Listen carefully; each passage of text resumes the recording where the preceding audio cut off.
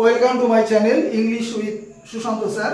তোমাদের রিকোয়েস্টে এরর কারেকশনের ওপর আরও একটি ইম্পর্টেন্ট ক্লাসে চলে এসেছি। ভীষণ ইম্পর্টেন্ট ক্লাস। অনেকেই রিকোয়েস্ট করে যে ইউটিউবে অর্থাৎ ভিডিও ক্লাসগুলো যাতে তোমার কনসেপচুয়াল ক্লাস দেওয়া যায়, সেই কারণে আমি এররের ক্লাসগুলো বেশি বেশি করে দিই এবং ইডিয়মস থাকে, অ্যাপ্রোপ্রিয়েট প্রিপোজিশনও থাকে, ফিল ইন দ্য ব্ল্যাঙ্কস যাই বলে এগুলো থাকে, ন্যারেশন ভয়েস তো অবশ্যই আছে। তো আপকামিং এসএসসি এক্সামগুলোর দিকে তাকিয়ে ক্লাসটা দিচ্ছি। চলো স্ক্রিনশটের জন্য কয়েক সেকেন্ড সময় দিচ্ছি। ক্লাস শুরু করে দিচ্ছি সুশান্ত স্যার। তো দেখো, এরর্স ফর কম্পিটিটিভ ইংলিশ বা এরর্স ফর এসএসসি এক্সাম যাই বলি। Number 1, India has won the match by 25 runs. কি উচ্চারণটা ওয়ান হয়?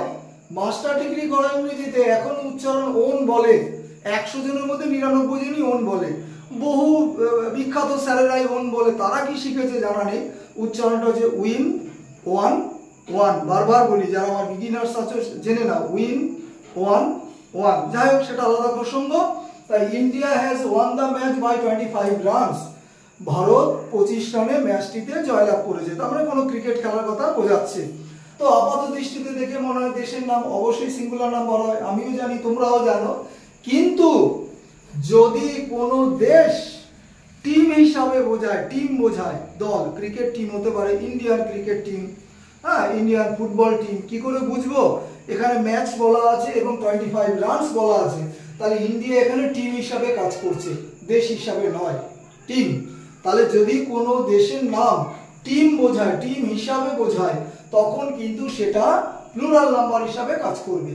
তাহলে এখানে ইন্ডিয়া টিম বোঝাচ্ছে একটা, কারণ এখানে ম্যাচ আছে, 25 রানস আছে ইত্যাদি, ক্রিকেট খেলার কথা বোঝাচ্ছে।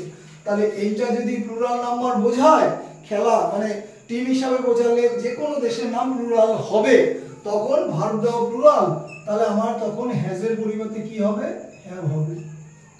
ঠিক আছে? আর যদি টিম হিসাবে না বোঝায়, যে কোনো দেশের নামই সিঙ্গুলার নাম্বার হবে।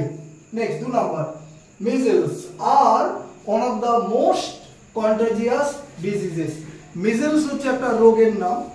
বসন্ত বা গুটি বসন্ত যাই বলি, সাধারণত বসন্তকালে হয় একটা রোগ। তাহলে এটা হচ্ছে আ কাইন্ড অফ ডিজিজ। যে কোনো রোগের নামই সিঙ্গুলার নাম্বার বোঝায়, তাহলে এটা যদি সিঙ্গুলার নাম্বার বোঝায়, তার পাশে ভার্বটা অবশ্যই সিঙ্গুলার হবে। এখানে আনসার নেবে ইজ। তাহলে measles is one of the most contagious diseases. Contagious মানে কি? ছোঁয়াচে, তাই না? ঘর থেকে বেরোয় না এই রোগ হলে, জানো।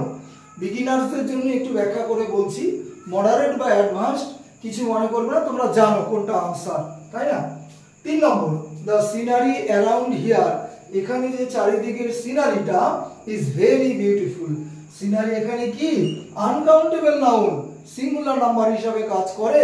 তাহলে এটা যদি আনকাউন্টেবল বা সিঙ্গুলার নাম্বার হয়, এর এগেইনস্টে ভার্বটাও সিঙ্গুলার, এই জন্য আমার আনসার হবে নো এরর। খুব সহজ ছিল এটা যদিও। Next, many workers has been working in this company. অসংখ্য কর্মী বা শ্রমিক এই কোম্পানিতে কাজ করছে। যদি আমি ইচ্ছা করে এখানে সময়ের উল্লেখটা দেইনি, কারণ প্রেজেন্ট পারফেক্ট টেন্সে, প্রেজেন্ট পারফেক্ট কন্টিনিউয়াসে অবশ্যই সময়ের উল্লেখ থাকে। বুঝে নেবে। তোমরা হয়তো ভাববে যে স্যার এটা ভুল করেছে, আমি জেনেই এখানে সময়ের উল্লেখটা দেইনি, কিন্তু সময় মেনশন করা থাকে। এখানে ফর 2 ইয়ার্স, হ্যাঁ, ফর 5 ইয়ার্স হতে পারে, অথবা সিন্স 2020 হতে পারে। সেটা ফর বা সিন্সের ক্লাস জানো তোমরা কিভাবে বোঝানো হয়েছে।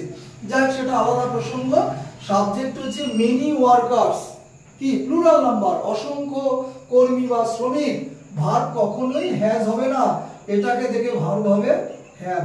তাহলে হ্যাভ বিন হবে। ঠিক আছে? হ্যাজের পরিবর্তে হ্যাভ হবে। দ্বিতীয় পার্টে ভুল।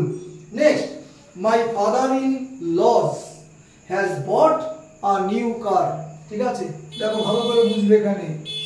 এবার তুমি হয়তো ভাবছো যে আমি এখানে এই যে লস যেটা বলেছে, যে কম্পাউন্ড ওয়ার্ডকে যদি প্লুরাল নাম্বারে নিতে হয়, মানে 2 বা 3টে ওয়ার্ড মিলে একটা কম্পাউন্ড ওয়ার্ড হয়, যৌগিক শব্দ, father in law, mother in law, sister in law, তাহলে মূল শব্দের সাথে এস বাই এস যুক্ত হয় যদি প্লুরাল করতে হয়। তাহলে অনেকেই ভাবছে যে আমি এখানে এই যে লজ আছে এই ফাদারের সাথে লাগিয়ে দিলাম এসটা, মনে করো তাহলে ফাদারের সাথে তুমি এস লাগাতেই পারো, কারণ ফাদার্স ইন ল একের অধিক হতে পারে, তাই না? নিজের হতে পারে, কাকা দিয়ে হতে পারে, জ্যাঠা দিয়ে হতে পারে, মামা দিয়ে হতে পারে, তাহলে ফাদার্স ইন ল হতে পারে। কিন্তু তুমি এখানে ফাদার্স ইন ল লাগালে মানে এখানে এস করলে, তাহলে এখানে তো আবার ভুলটা রয়ে গেল, তখন এখানে আবার হ্যাভ করতে হবে। তাহলে দুটো পার্টে কখনো কারেকশন হয় না, একটা পার্টে হয়। তাহলে এখানে যেহেতু আমার হ্যাজ করে দেওয়া আছে, তুমি এখানে এই পার্টে ভুলটা করো, লজ এসটা তুমি তুলে দাও, তাহলে তখন ফাদার ইন ল একজনকে বোঝাবে, my father in law has got a new car, present perfect টেন্সে হলো। বোঝানোর চেষ্টা করছি ব্যাপারটা। নেক্সট দেখো, বিলিয়ার্ডস একটা খেলার নাম, kind of game, always singular number, cricket, football, billiards, darts. হ্যাঁ, তাহলে এটা যেহেতু সিঙ্গুলার নাম্বার বোঝাচ্ছে, তাহলে ভার্ব আমার সিঙ্গুলার নাম্বার হবে, তাহলে আর এর পরিবর্তে কি হবে?